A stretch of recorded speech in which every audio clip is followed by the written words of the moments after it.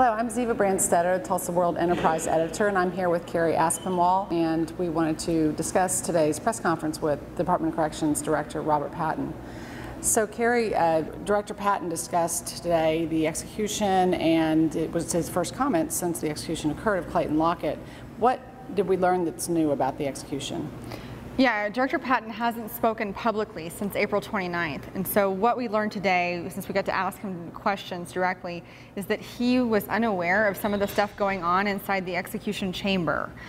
He didn't know they were only working with one vein in the femoral part of his leg, and he also didn't know that they didn't have certain needles that they would have liked to use to start that IV, or that they didn't have an ultrasound machine and some other equipment that probably would have been helpful for starting a difficult IV. Okay. Director Patton addressed a little bit the investigative report that came out last week regarding the execution and problems that occurred. What did Director Patton have to say about the agency's response to this? He said that all of the changes that are recommended by the report that are within their power to do, they're going to do them. They've already started on implementing or changing their whole protocol for this. They've got it rewritten. They're going to submit it to the AG in about 2 weeks. They're in the process of remodeling the actual execution chamber.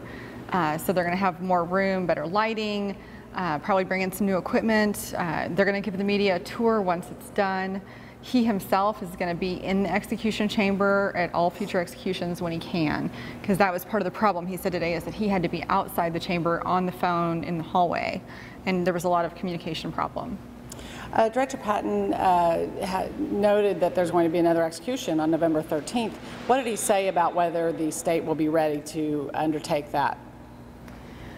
He said that there are a couple pending legal challenges that could affect things, but as far as the protocols are going to be rewritten soon. They've got to be looked over by legal, by the AG's office. But if he can get his staff trained and ready and everything in place and all the new equipment in place, they're going to be ready by November 13th is his view, depending on what happens with the lawsuits that they're facing right now. For more information about today's press conference and the execution, the investigative report, go to tulsaworld.com.